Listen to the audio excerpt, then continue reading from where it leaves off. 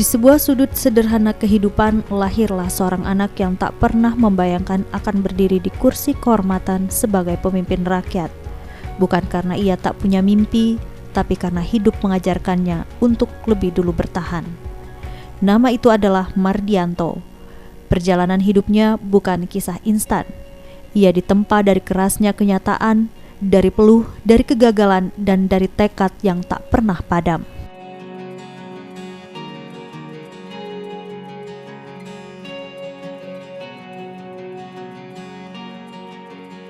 Saya dilahirkan dari keluarga ibu, boleh dibilang ibu rumah tangga dan petani.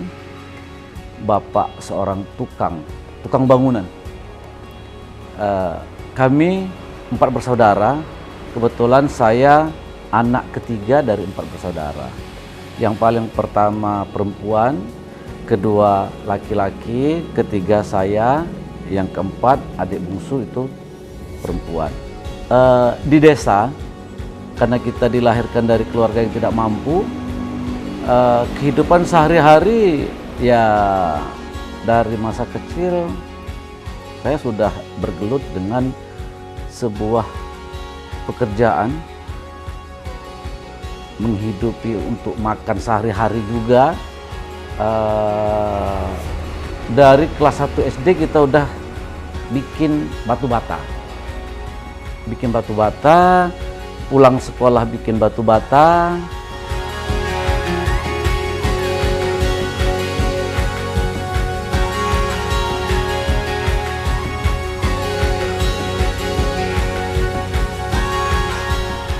Sejak masa sekolah, Mardianto bukan hanya seorang pelajar biasa.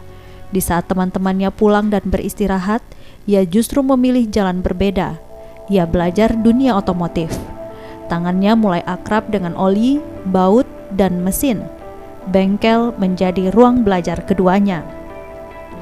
Di sanalah ia mengasah bukan hanya keterampilan, tetapi juga mental tentang kerja keras, ketekunan, dan arti sebuah usaha.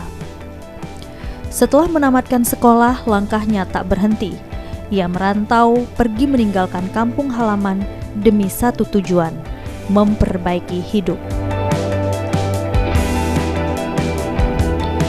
Di perantauan, ia kembali ke dunia yang sudah dikenalnya, bekerja di bengkel. Hari demi hari ia jalani, bukan sekedar bekerja, tetapi belajar, mengamati, menyerap pengalaman.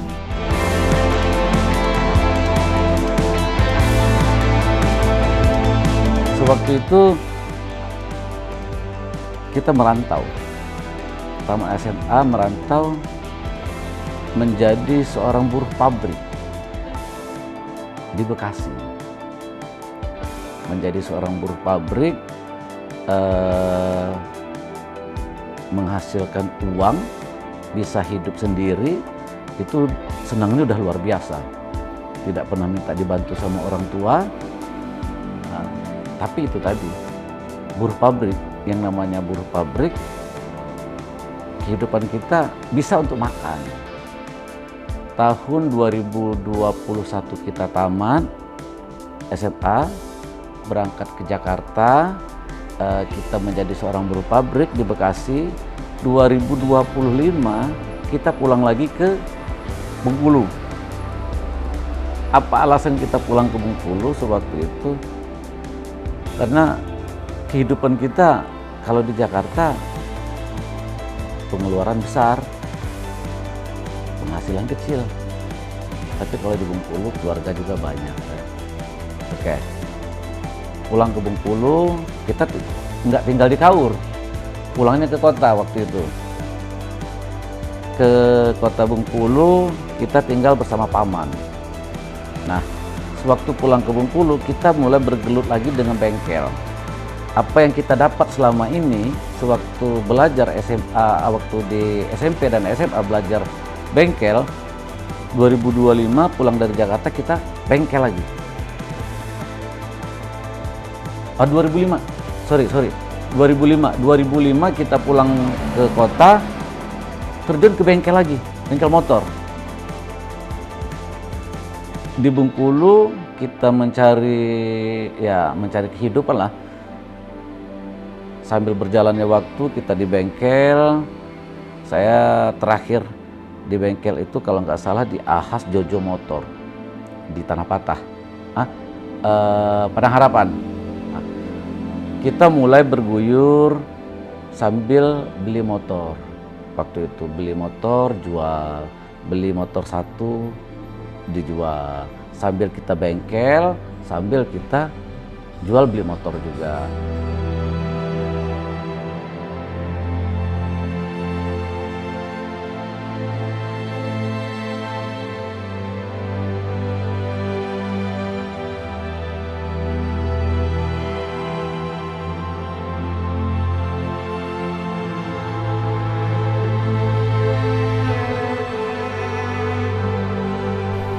Hingga suatu saat muncul keberanian dalam dirinya. Ia mulai mencoba berjualan motor. Awalnya hanya satuan. Satu motor dijual, dapat sedikit keuntungan, diputar lagi. Perlahan tapi pasti. Dari motor ia naik ke level berikutnya, mobil. Ia mulai menjual mobil bekas. Dunia yang lebih besar dengan resiko yang juga lebih besar.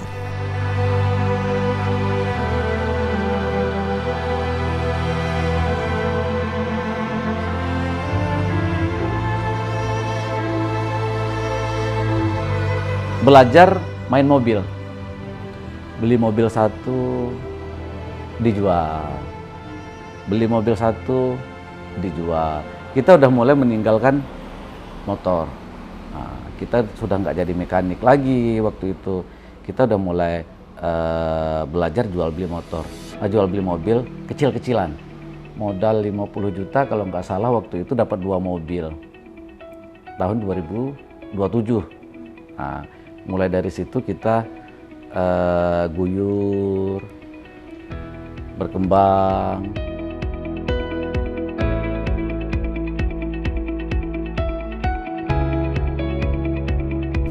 Dan benar saja, cobaan itu datang. Sebelum menikah, Mardianto pernah mengalami titik terjatuh yang begitu dalam. Ia tertipu, usahanya goyah, keuangan hancur, harapan seakan runtuh.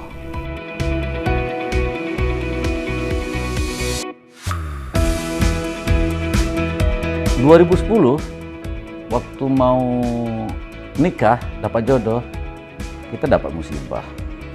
Nah, kita ditipu.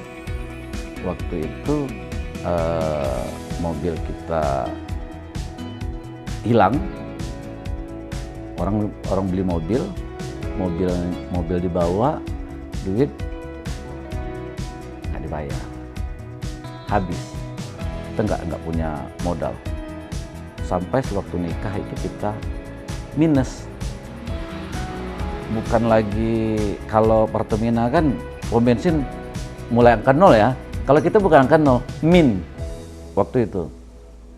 Tapi dengan perjuangan kita berusaha, walaupun min, kita harus tetap semangat.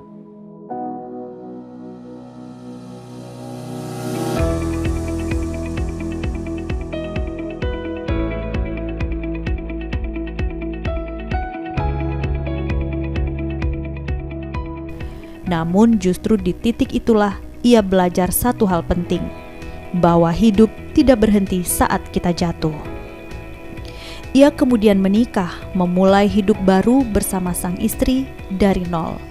Bukan nol yang sederhana, tapi nol yang penuh perjuangan. Saat anak pertama lahir, kehidupan mereka masih jauh dari kata cukup. Ekonomi sulit, tekanan datang dari berbagai arah. Bahkan orang-orang yang dulu dekat perlahan menjauh. Namun bagi Mardianto, itu bukan akhir cerita. Itu adalah awal dari perjuangan yang sesungguhnya. Dengan sisa semangat yang ia punya, ia kembali bangkit. Sedikit demi sedikit, ia membangun kembali usahanya. Lebih hati-hati, lebih matang, dan lebih kuat. Ia kembali ke bisnis jual beli mobil. Dari transaksi kecil, berkembang menjadi lebih besar. Dari kepercayaan yang perlahan dibangun hingga akhirnya ia mampu memiliki showroom sendiri. Sebuah pencapaian yang bukan hanya soal materi, tetapi bukti bahwa kerja keras tidak pernah mengkhianati hasil. ketika kita naik, mereka berlomba-lomba mendekat, ya kita tidak pernah berpikir A atau B atau C. Yang penting kita menjalani hidup ini bersyukur. Saya terjun ke dunia politik ini pada intinya ketidakpuasan saya membantu masyarakat. Karena kenapa? Saya dilahirkan dari keluarga yang tidak mampu. Saya cerita sedikit nih. Ada di zaman kepemimpinan Pak Ridwan Mukti, ada salah satu bayi yang dibawa, salah satu jenazah bayi yang dibawa pakai travel, pakai kantong kresek. Nah, di situ saya punya niat, ya Allah, kalau memang saya dikasih rezeki, pengen dong saya punya ambulan. Bukan untuk saya loh, ambulan untuk masyarakat. Siapapun yang mau pakai silahkan pakai. Alhamdulillah usaha kita jalan, usaha kita lancar. Tahun 2020 saya bisa mengabulkan keinginan saya yang selama ini sewaktu kasusnya bayi yang dibawa pakai kantong kresek tadi. Saya diberikan rezeki oleh Tuhan. 2020 saya membeli sebuah mobil APV yang saya jadikan ambulan. Nah, saya jadikan ambulan mobil APV itu bukan untuk masyarakat desa ini aja. Jadi semua masyarakat yang membutuhkan ambulan silakan pakai, gratis. Apalagi orang yang tidak mampu. Kalau orang tidak mampu, saya yang bayar, saya yang kasih minyak. Pakai ambulan, saya yang kasih bahan bakar. Nah, dari situ 2 tahun ke depan, 2 tahun mulai dari menikah 2 April 2010 sampai sekarang udah banyak dilewati. Ibaratnya kapal itu jatuhnya sering, jatuh naik pokoknya. Kalau mulai dari menikah itu banyak sekali ujiannya. Pertama, dia kan orang wira swasta. Orangnya wira swasta itu dilarikan orang. Kami pertama sekali menikah itu modal habis, jadi memang ngulang dari awal. Tapi memang saya sebagai istri yakin, percaya bahwa itu memang benar titipan Tuhan. Kalau Tuhan mau mengambilnya dengan sekejap mata, begitu juga kalau Tuhan mau mengembalikannya lagi. Contohnya yang kami pernah kehilangan berapa unit mobil hilang, uang dikaburkan, tapi ayahnya memang selalu tegar, tidak ada rasa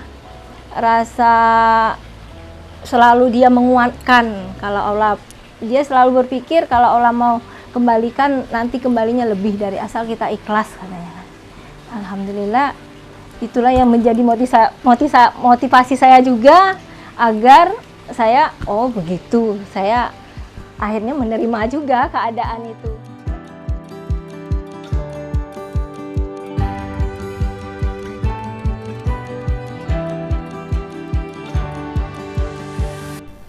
Namun di puncak keberhasilannya, ada satu momen yang mengubah arah hidupnya. Sebuah berita sederhana namun begitu menghantam hatinya, tentang seorang ayah yang harus membawa pulang jenazah bayinya hanya menggunakan kantong kresek. Bukan karena tak sayang, tapi karena tak mampu membayar ambulans. Mardianto terdiam.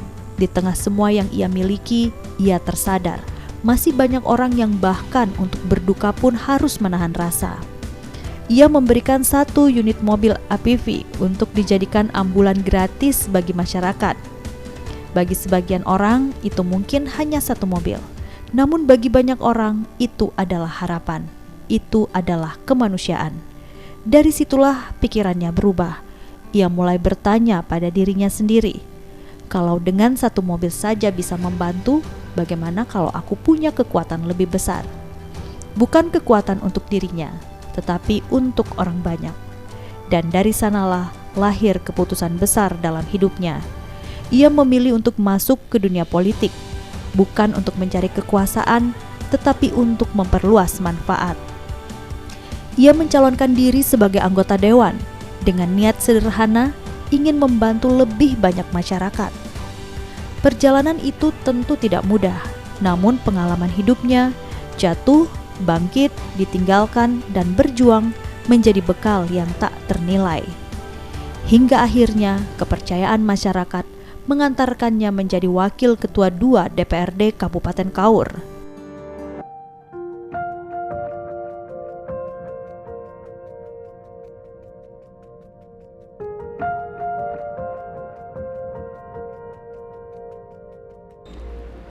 Pertama kali dilantik, kita kan belum tahu apa-apa. Makanya kemarin itu sewaktu kita mencalon itu sempat mau mundur karena takut nggak bisa berbuat. Nah, kita pertama kali yang kita lakukan itu koordinasi dengan masyarakat, selalu minta petunjuk, minta petuah dengan masyarakat, apa keluhan.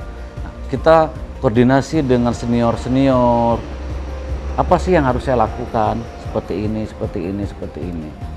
Oke, nah dengan kita dapat penjelasan dari kawan-kawan senior, kita dapat juga keterangan dari masyarakat, kita berusaha mencari sebuah bantuan untuk masyarakat yang sangat-sangat membutuhkan. Contoh, ini ada di desa kita ini, Siring Pasang, karena setiap hujan banjir kan.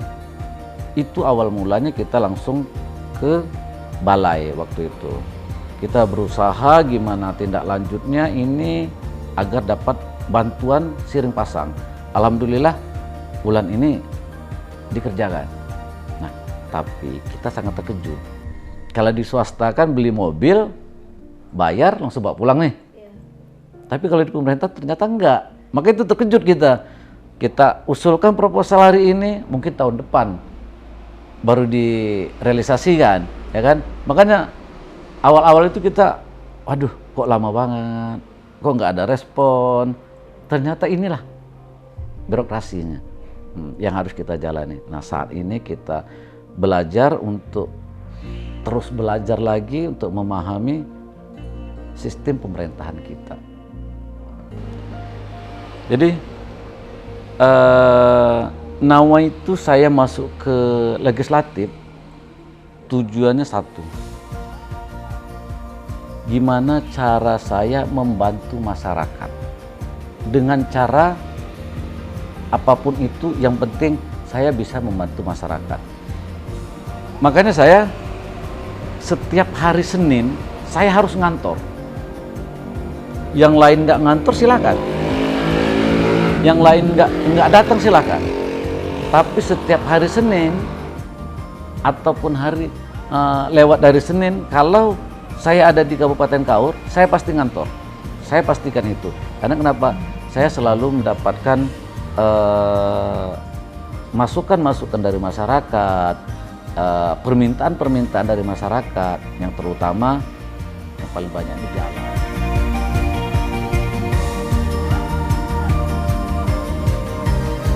Bapak Mardianto ini bagi kami, khususnya masyarakat Kecamatan Tetap ya, umumnya Desa Sukaraja ini memang orangnya sangat bagus. Jadi beliau sangat peduli kepada masyarakat ini. Salah satunya kalau ada kegiatan di masyarakat, dia sangat respon gitu. Nah, kemudian Bapak Mardianto ini orangnya memang sangat peduli ke masyarakat ini. Sebelum beliau menjabat sebagai dewan, beliau memang sudah peduli ke masyarakat ini, terutama dia sudah menyiapkan salah satunya mobil ambulan gitu untuk keperluan masyarakat gitu. Itu sebelum beliau jadi dewan? Iya. Untuk desa saya memang untuk secara fisiknya memang belum ada, tapi untuk desa-desa lain atau kecamatan lain beliau itu sangat respon. Salah satunya beliau mau mengadakan program siring sering di desa-desa. Kemudian lampu tenaga surya gitu Pak. Kalau sosok seorang Bapak Mardianto ini, saya selaku pribadi dan seluruh masyarakat khususnya di kecamatan itu, kami tidak meragukan lagi kalau masalah sosok. Cukup baik. Apa yang sudah dilakukan oleh Pak Mardianto untuk desa Bapak ini? Kalau untuk desa itu sekarang belum, tapi mudah-mudahan di mana masa akan datang akan dia realisasikan apapun program beliau untuk menjabat sebagai anggota dewan di Waka 2. Kalau pesan saya pribadi khususnya masyarakat Kecamatan Tetap ini, Pak Mardianto harus berjuang demi untuk rakyat Kabupaten Kaur. Tentang Pak Waka 2 DPRD Kabupaten Kaur, yaitu Pak Mardianto. Orangnya memang kita langsung aja ya, orangnya bersifat dermawan, baik dan mengayomi masyarakat ya. Dia ini orangnya sering banyak menghibur dan juga begitu juga aktivitas sehari-hari dia. Kalau nggak lagi kerja, dia hobinya memancing, walaupun itu ke laut, memancing ke tempat-tempat orang ke bawah lah, ke tempat-tempat masyarakat, ada yang pesta, ada yang silaturahmi ke tempat-tempat orang yang kurang mampu, dia mengadakan bantuan gitu. Itu sifatnya Pak Waka 2 ini. Iya, orangnya tidak pilih-pilih kalau bergaul. Walaupun itu masyarakat rendah, orang kecil, orang atas, dia sama rata itu. Begitu juga semuanya dalam bergaul, dia selalu membawa kesan yang lebih baik terhadap masyarakat, baik itu masyarakat rendah ya. Dia tidak pilih-pilih, oh ini kaya, ini miskin, sama aja, adil orangnya. Itu sifatnya Pak Mardianto. Kalau dalam berapa? Iya, Pak Mardianto berasal dari Dapil 1 ya, dari pemilihan Dapil 1. Kira kalau kerja setiap hari ya dia selalu berkunjung ke daerah dapilnya. Kalau dia lagi nggak dinas, lagi ada waktu, dia datang ke rumah-rumah keluarganya, bersilaturahmi lah, tanya kabar, itu kegiatan sehari-harinya. Saya mengenal Pak Mardianto sudah cukup 3 tahun ya semenjak dia jadi anggota DPR di sini ya. Saya sudah kenal sebelumnya, dia tinggalnya di Bengkulu. Pas habis mau pemilihan dia balik ke kampungnya, mungkin dia terpanggil untuk membangun daerahnya ya di Kabupaten Kaur ini. Pesan saya, semoga Pak Mardianto dalam menjalankan tugas sebagai wakil rakyat ya, biar dia cukup dikesan sangat baik di kalangan masyarakat. Walaupun yang namanya manusia ada kekurangan ya, tidak bisa kita pungkiri. Itu kesan yang saya berikan Pak Mardianto sebagai wakil rakyat. Semoga dia dalam menjalankan tugas lurus, tidak ada hambatan apapun ke depannya gitu.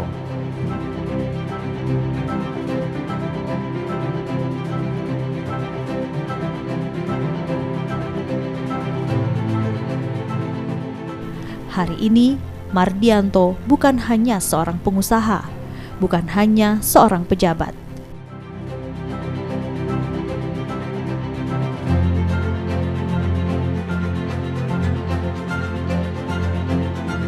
Beliau memang pekerja keras.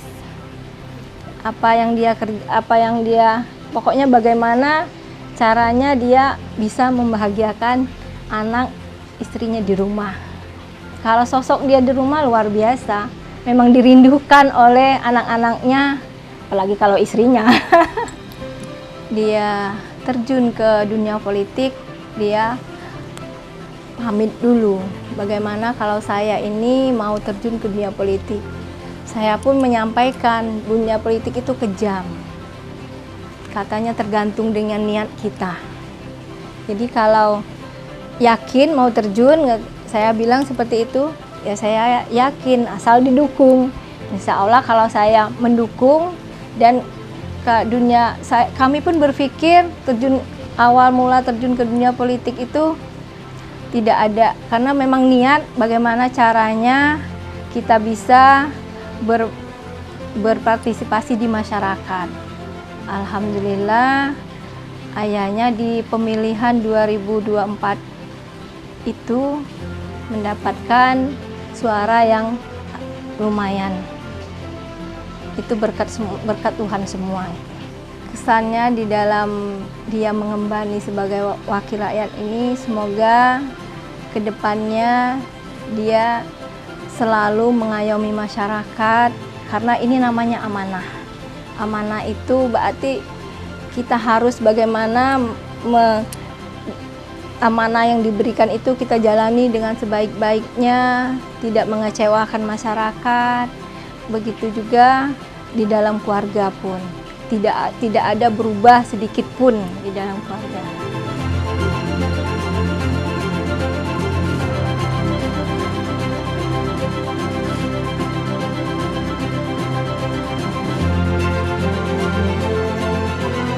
Ia adalah simbol perjuangan, bahwa dari keterbatasan bisa lahir kekuatan, dari kegagalan bisa tumbuh keberhasilan, dan dari kepedulian bisa tercipta perubahan. Perjalanannya belum selesai.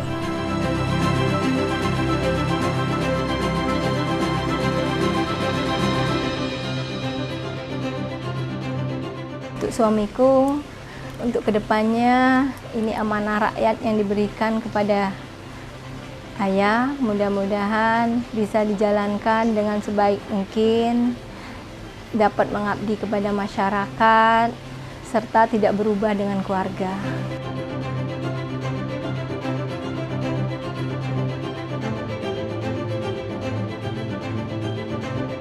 Karena bagi Mardianto, hidup bukan tentang seberapa tinggi kita berdiri, tetapi seberapa banyak orang yang bisa kita angkat bersama.